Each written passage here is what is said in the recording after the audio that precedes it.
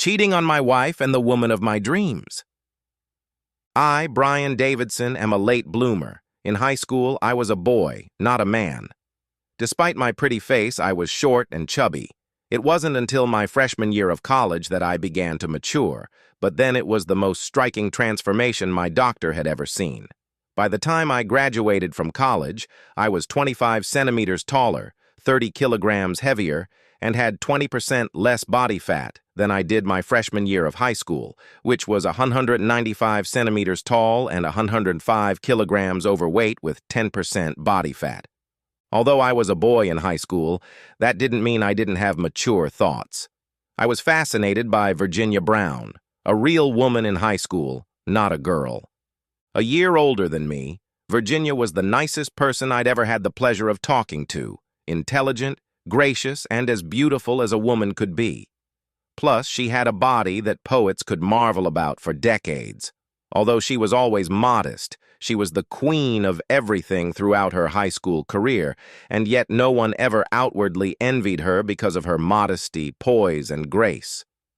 Although Virginia was always gracious when I interacted with her, I never had even a tenth of the courage necessary to have an extended conversation with her, let alone ask her out on a date. Virginia Brown was the woman of my dreams, and for years after our last meeting I thought about her and compared all other women to her. Fantasies have one thing going for them. They have to be put aside when faced with real life on a daily basis. By the time I graduated from college, Virginia Brown was just a pleasant illusion from the past. I fell in love with Missy Granger 2 years after graduating from college, and after a year of dating, we were married. Missy is a beautiful woman with a feisty personality. I think she can best be characterized as a firecracker. However, her energetic personality can be her best or worst quality, depending on the circumstances. This is her best trait during most social events and business negotiations. Her worst is when she perceives neglect or insult, even if it wasn't intentional. Since she's also sexy, relaxed in bed, intelligent, and generally fun to be with, I've never had much of a problem with her occasional antics or humiliation. That is to say, I never had a problem until an episode of my past idea of a woman from my fantasy came off my lips. After Missy and I were married about 2 years ago, I showed up to a party of young 20-something men on a Friday night and I was hungry. I hadn't eaten anything in the hours before the celebration and expected to be served food. It turned out that the only food served was banal appetizers, of the kind I usually avoid in order to keep my body fat level at 10%. However, there were also dangerous rum cocktails, which, given the general merriment at the event, I drank far too greedily, resulting in only the second time in my life I've ever gotten intoxicated. While I don't remember exactly what happened or what was discussed, although Missy apparently remembered, some goon got the idea to play a game in the living room. The game was actually a purchased, professionally executed game called something like Awkward Scenarios. At least as interpreted by our host, the rules of the game were that one person would pull out a card with a question written on it and ask the other person the question listed on the card. All questions could have awkward answers. The person answering a question could answer the question, refuse to answer it, and then answer the question on the next card given or pass it on to someone else. Passing it on could only be done once during the game. If by majority vote the other players thought the answer was wrong, the contestant had to throw $5 into the pot, which would eventually go to the winner. I never understood how it was determined who got the cards, or how the point guard chose who to answer. However, wanting to prove myself and get caught up in the action, I played along. Things didn't work out too badly for me, and there were some funny moments when I was asked the question, "Who is your fantasy woman?" Of course, a reasonable answer would be, "My dear wife Missy," although that would probably be found to be untrue and would result in me throwing $5 in the bank.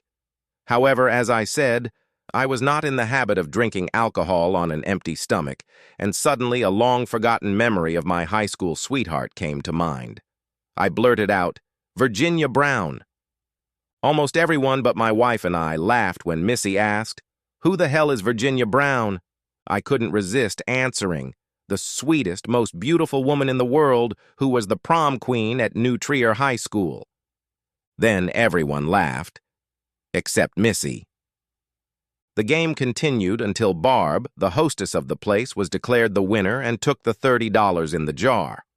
I was too drunk to drive, and there weren't enough healthy people around to carry my 105 pounds to the car, even if Missy had been willing or able to drive, which apparently she wasn't interested in.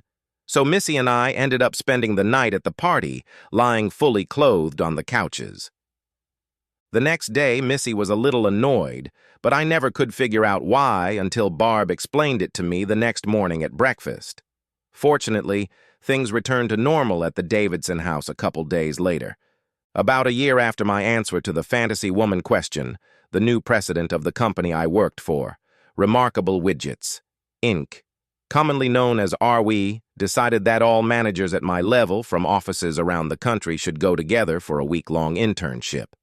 I printed out a copy of the email announcing the trip. The attachment to the email included the names and titles of all the managers who would be attending. I just went through the list without paying much attention to it. That evening, I brought the email home to show Missy the dates. In keeping with her predilection for detail, she read it more carefully than I did. "Is this Virginia Brown listed here the woman of your dreams?" Missy asked snidely after looking at the attachment. Since I hadn't looked through the list thickly, I had no idea if that name was there, although Missy obviously didn't believe it when I told her that. When I looked at the list carefully, I found that Virginia Brown, Milwaukee office, was only one name away from Brian Davidson, Lake Forest office, since Lake Forest was a suburb of Chicago, where I worked, and only 60 miles from the Milwaukee office. Looking at the list, I shrugged and said, "I doubt it. It's a pretty common name, and by now she must be about 28 years old, and of course she's married and has a different last name." "Why? Because she's so attractive?" Missy growled. "What's with the demeanor?" I asked. "Isn't she the woman of your dreams?" Missy growled back again. After that, we had what I hoped was a minor spat, but it turned serious when I tried to make love that night, and Missy coldly refused and commented, "I don't want to be a surrogate love for you. Damn, Virginia."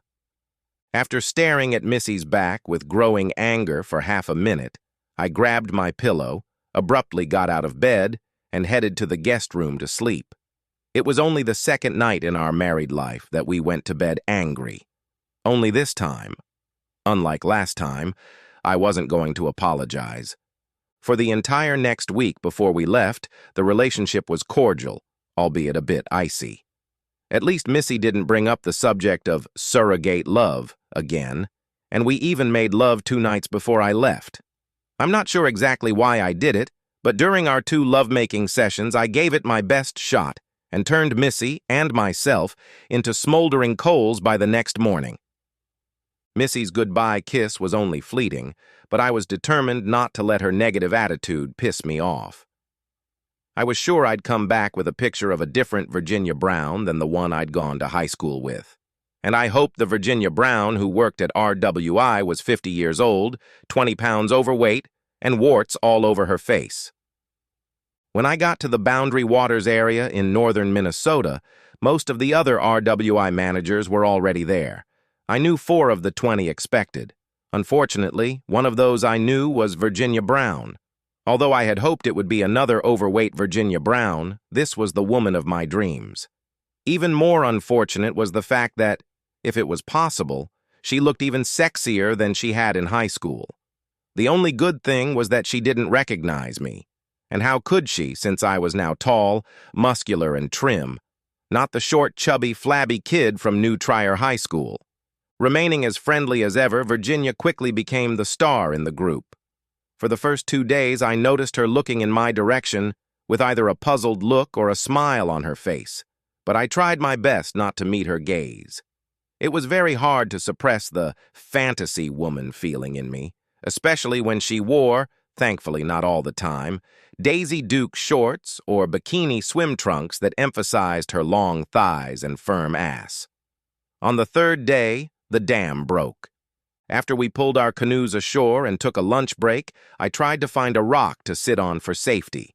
No sooner had I lowered myself onto it than a goddess appeared with a wide smile on her face. "Brian, isn't it?" She grinned, sitting down next to me and stretching her delicious legs out in front of her. Yes. Virginia, isn't it?" I answered, thankfully not as slurred as I had been in high school. "You know, Brian, I've been trying to figure out why I recognize your face, and I think I figured it out," she chuckled. "Really?" was my lame answer. "I knew Brian Davidson from New Trier High School in Winnetka, Illinois. Could that have been you?" "I did go to New Trier," I replied. "Did you?" "Yes, I did. You remember Virginia Brown. That's me. I think I was 1 grade older than you." I knew the question was settled, so I pretended to understand. "Oh yeah, you looked familiar. You were a cheerleader or something, weren't you?" I weakly replied. After that, we chatted like old friends, while I struggled to keep something on my lap so she wouldn't see the unwanted tent that had formed at my... She made a few remarks about how well I had matured and what a muscular physique I had, which probably caused me to blush profusely. Unfortunately, Virginia began to treat me much friendlier than the other men on the trip and did her best to team up with me in bonding exercises and make me her partner during the canoe trips. The canoe trips were particularly unpleasant because she sat on the bow and I admired her perfect ass and golden hair poking out from under her helmet and in between her entire perfect body. In fact, even more unpleasant than canoeing were the bonding exercises, especially the trust fall, where she would fall on her back and rely only on me to pick her up. Trust falls often resulted in my hands inadvertently touching her stunning body, which she never complained about. Instead, she smiled understandingly. My mind was in turmoil the entire trip after Virginia got to know me. I was very glad when it was over. Of course, making love during the trip would have been totally inappropriate, if not physically impossible, for many reasons, including the fact that I was married. Virginia knew I was married, yet she never gave any indication that she had a husband, and in fact denied it on at least 2 occasions that I overheard. She was extremely flirtatious. When the trip was over and we took the vans to the Minneapolis airport, Virginia took the seat next to me and fell asleep with her head on my shoulder and one hand on my leg. As was my custom, I covered my lap with a magazine during the trip. At the airport, Virginia gave me an inappropriately long goodbye hug and said, "We should meet when we get home. You're only 80 kilometers from my house." "I'm sure Missy would like that," I replied, trying hard not to suggest any relationship other than platonic. When I got home, the first question Missy asked, completely direct, without any pretense or foreplay, was, "So, was Virginia Brown the woman of your dreams?" Would you please stop there already? We've had this discussion before. A cavalier remark made when I was drunk for only the 2nd time in my life cannot be taken as gospel. I had a high school crush on her. I am married to the love of my life and am now an adult. I don't have any feelings for her. However, to answer your question, yes, that was the same Virginia Brown who went to New Trier High School, and she still looks pretty good, I snapped back. "Did you manage to make love to her?" Missy perked up. "Where the hell does that come from?" I replied. "No, I didn't sleep with her. I'm married to you and I'm not cheating." After exchanging a few more pleasantries, I tried to defuse the situation, but with limited success. At least I persuaded Missy to have dinner with me, and that evening I induced her to make love, and tried my best to show her that I must have been chaste, since I had given her nearly a dozen pleasures.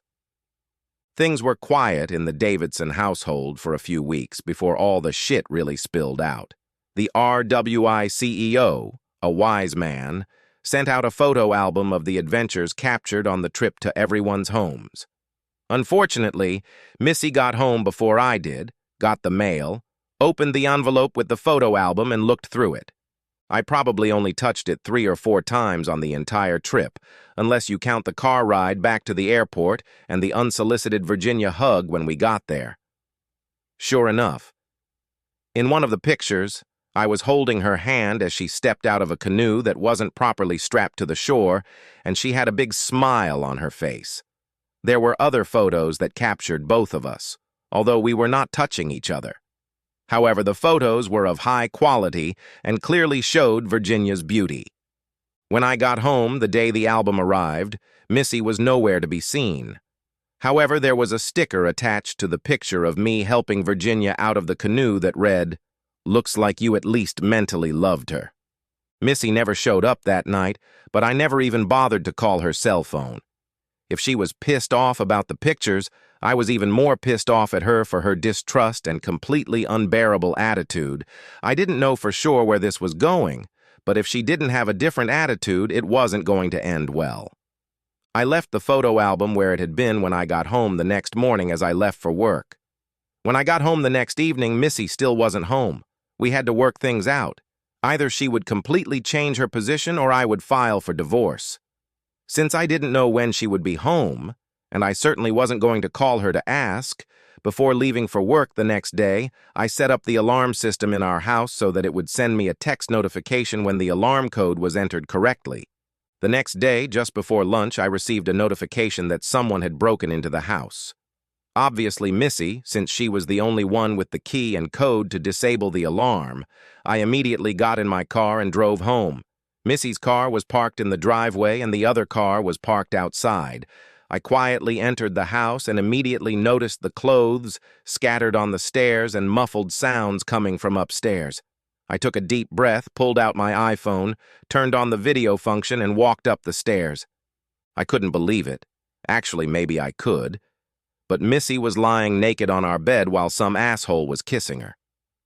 I quietly walked around them, videotaping everything that was going on and making sure I had a good view of both of their faces.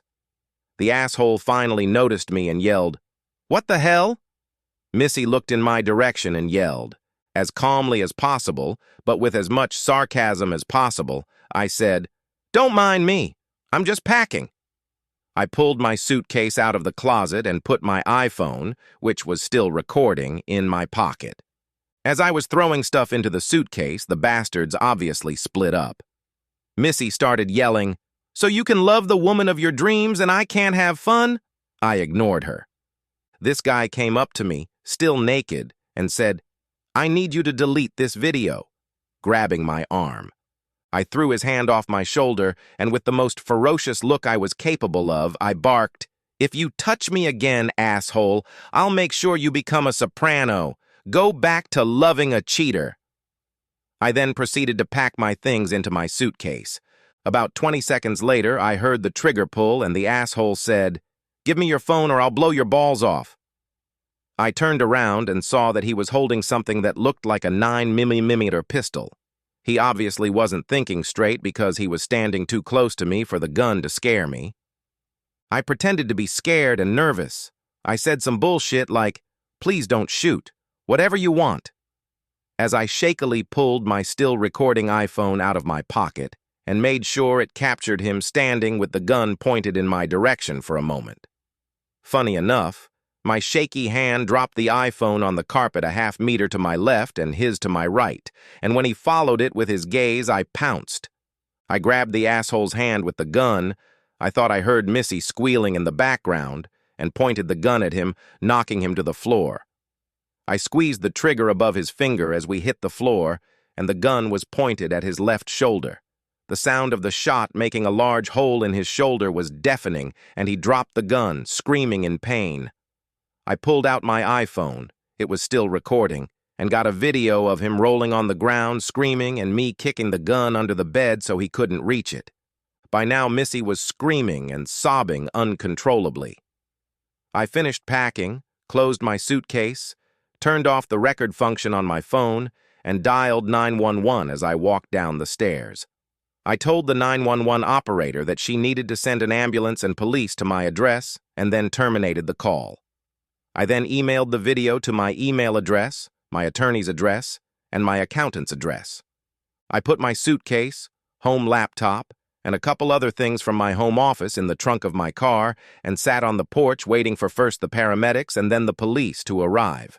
I told the paramedics where to find the asshole and about the gunshot wound to his left shoulder, and told the police that the gun was under the bed, so the asshole probably couldn't reach it anymore, but to be careful. Missy must have put his boxers and pants on the asshole, because when he was carried out on the stretcher, he had them on, but no socks, shoes, shirt, or sports jacket. His eyes were glassy, but I'm sure he saw me smile and wave at him. By the time the first 2 police officers on the scene had gone downstairs, a forensics team, another patrol car, and a plainclothes car that looked remarkably similar to the one on the street had arrived. The 2 cops, who had the perp's gun in a plastic evidence bag, a shoulder holster, and some paperwork, talked to the 2 plainclothes cops for a couple minutes. Then the plainclothes policeman approached me. I started up the video on my iPhone again. "What happened upstairs?" the older of the 2 policemen asked. "I came home and found my wife making love to some guy I had never seen before. I videotaped them, and as soon as they saw me there, I told them to just ignore me while I packed up. As I was packing, this asshole pulled a gun on me and told me to give him my iPhone. I lunged at him, knocked him to the floor, and his gun went off, putting a big hole in his shoulder. I then shoved the gun under the bed, finished packing, and called 911. I have it all on video," I answered. "Did you know this guy was a cop?" the younger of the 2 asked with a very snide look. I was quiet for a second, looking at the younger cop, stood up and said, "Change your fucking tone or this interview is over. Understand, asshole?" The young cop didn't like my hostility, but the older man seemed to calm him down.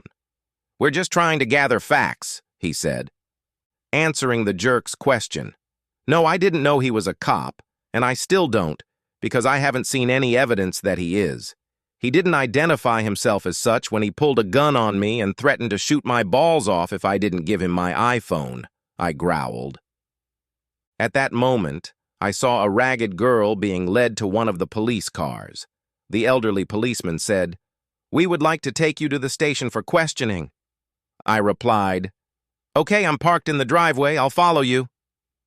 "We can't do that. You have to come with us," he objected.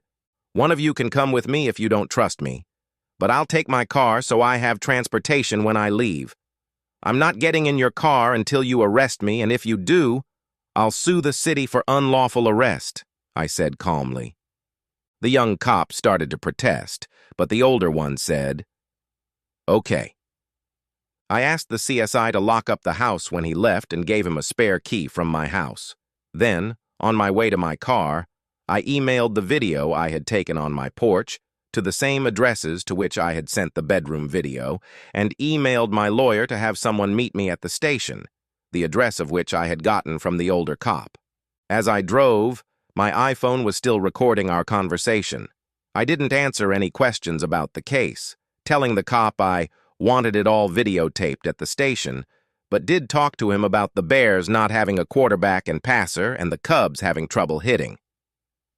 In the interview room, I insisted on waiting for my attorney and written confirmation that the entire interview was being recorded before we began. A female criminal defense specialist from my attorney's office arrived just 5 minutes later, and we began. My attorney had already downloaded the bedroom video to her phone, plugged the phone into the projector she had brought with her. I really liked this woman's preparedness, and scrolled it on the wall of the interrogation room for the 3 cops in the room, an elderly plainclothes cop, an assistant police chief, and an internal affairs cop. My lawyer scrolled the videotape 3 times. The first time without my commentary, the second time with my commentary, and after many questions, the third time with additional commentary. After 2 hours, they asked all the legitimate questions that could be asked. When there was a lull in the questioning, I took the bull by the horns and said, "Okay, I'm out of here. I need to find an apartment. I want Detective Frank McHale, the cop sleeping with my wife, to be charged with assault with a deadly weapon, especially since it's clear from the bedroom videotape that he never called himself a cop." The cops groaned, but the internal affairs woman nodded. Yes. My attorney then forwarded the bedroom videotape to 3 email addresses the assistant police chief had given her, and I left, warmly thanking the attorney who had attended the interview. The next day, I went to my regular attorney. He had a divorce specialist from his firm with him, and I told them I wanted to file for divorce as soon as possible on the grounds of adultery. I then got a lesson in Illinois divorce law. The only grounds for divorce recognized in Illinois are irreconcilable differences, said the divorce specialist. Normally, it is not necessary to prove that irreconcilable differences exist, and a divorce will be granted if both spouses agree to end the marriage. However, if one spouse objects to the divorce, it can be shown that adultery is the cause of the irreconcilable differences, and if the plaintiff can prove that the marriage is irretrievable because of those differences, the divorce will be granted. So, only if she objects to the divorce can I charge her with adultery? I asked. That's right, he replied. Then let's hope she'll contest it, I grinned. File a lawsuit as soon as possible. Both attorneys agreed that they would. I quickly found a furnished apartment near my office. Through my attorney, I formally notified Missy that I would no longer contribute to the mortgage or utility payments on the house unless she agreed to put it up for sale immediately. After we had not communicated for several weeks, except for her note in the photo album, and she yelled at me when I caught her, 2 weeks after she was served, Missy decided to condescend to talk to me. She left 4 messages on my cell phone and 5 texts before I responded to her with a cryptic message of my own. All messages are routed through attorneys. Never contact me directly. My prayer was answered when Missy contested the divorce. I immediately asked my attorneys for a DVD of the bedroom video and a copy of the police report, as well as a document accusing her of adultery. Missy made another mistake by asking her friend Kathy to call me in a foolish attempt to get me to talk to Missy. When Kathy said, "Well, Missy told me that you cheated on her with that Virginia Brown girl, too," I replied. "Kathy, I need to call you back. What's your phone number?" The reason I called Kathy back was because I wanted to record the conversation, so I needed to use my work phone, not my cell phone, which had that feature in a convenient format. When I called Kathy back, she laid out all the details of what Missy had told her about me committing adultery with Virginia Brown. By the end of the week, my attorney had filed a separate lawsuit against Missy for defamation. In defending the defamation suit, Missy asked her attorney to hear testimony from Virginia, the head of Outward Bound, and the main RWI person involved in the trip. Everything testified that not only was there no love between Virginia and me, but that it was impossible because of the conditions of the trip. In fact, Virginia's testimony made my case even better when she admitted that she had called my office twice after the trip, mostly to see if I was interested in hooking up, and both times he blew me off. After 4 months of legal wrangling, Missy finally agreed to a divorce, with me taking a 65% to 35% share of the defamation case, and, what really pissed her off, leaving the accusation and evidence of adultery in the publicly available divorce document. Despite her best efforts through her lawyers, I never spoke to her again. I refused to meet with her. The city also fired Detective Frank McHale, and I entered into a $20,000 settlement agreement with the city. I was not expecting a large settlement, but rather to cover all my expenses and give them some insight into future behavior. Things really seemed to be looking up when, a month after the divorce proceedings were finalized, RWI decided that the Lake Forest, Milwaukee, and 2 other offices should be placed in Wisconsin Dells. This time, I took the initiative and called Virginia Brown. After the initial pleasantries and telling her about the finalization of my divorce, I got to the point. "I hope we can enjoy each other's company at the retreat, Virginia," I said hesitantly. "I'd love to," she replied. "Maybe we can even extend this meeting." To say I was excited that morning on my way to the retreat would be a huge understatement. In fact, I even allowed myself to wonder if a permanent relationship between me, a mere mortal, and the goddess Virginia was possible. On the first day of the retreat, Virginia and I hugged each other hard and for a long time. That day, we took every opportunity to maintain light body contact during the party and during dinner. When we danced after dinner, our body contact was not inconspicuous. At about 9 p.m., Virginia whispered in my ear, "Why don't you meet me in room 405 in 10 minutes?" My answering smile was as wide as the Mississippi River. Quiet music was playing in Virginia's room as I entered her room. After we exchanged saliva for a couple minutes, Virginia whispered hoarsely, "I'm going to stop by the bathroom. Why don't you get ready for what we both want?" My smile grew wider and wider as I took off my shirt and walked over to the hotel room table to put my shirt on the chair. I noticed something. There were 2 rings lying on the table, partially hidden by papers. I picked them up in my hands. They did indeed look like a wedding band and an engagement ring. I read the inscription on the inside of the engagement ring. "To Virginia with love, Jim," followed by a date dated 3 years earlier. "She told me she wasn't married," flashed through my mind as I started buttoning my shirt. I was just finishing buttoning the cuffs when Virginia came out of the restroom unclothed. It was by far the best body I had ever seen. Her smile began to fade when she saw that I was fully dressed and not smiling. "What's wrong?" she asked. "I thought you were single. The wedding ring on your desk tells a different story," I replied calmly. "And why is your last name still the same as it was in high school?" After a meaningful pause, Virginia said, "My husband and I have an open marriage, and after we got married, I kept my last name for many reasons." "Really?" I replied, pulling my iPhone out of my pocket. "Give me his cell phone number so I can make sure you're in an open marriage." Virginia looked puzzled and slightly annoyed. After another meaningful pause, she smiled and said, "Don't be such a Boy Scout, Brian. You've been dreaming of this moment for years." I put a fake smile on my face and replied, "Yes, of course," looking at the perfect shape of her breasts. I walked over to her, imprinted a scalding kiss on her lips for a minute, and then pulled away. As I was leaving her room, I heard her scream, "Where are you going?" I continued walking towards the hotel stairs, confused about what had happened. After my shower, I packed my bags, called my assistant manager, and told her that I had a family emergency and would not be able to stay for the retreat. On the way home, I cursed my situation. Both my wife and dream woman were cheaters. After half an hour of inner turmoil, I decided to find a simple, quiet, mediocre woman who would cause far less drama than a firebrand like my ex-wife or a dream woman like Virginia.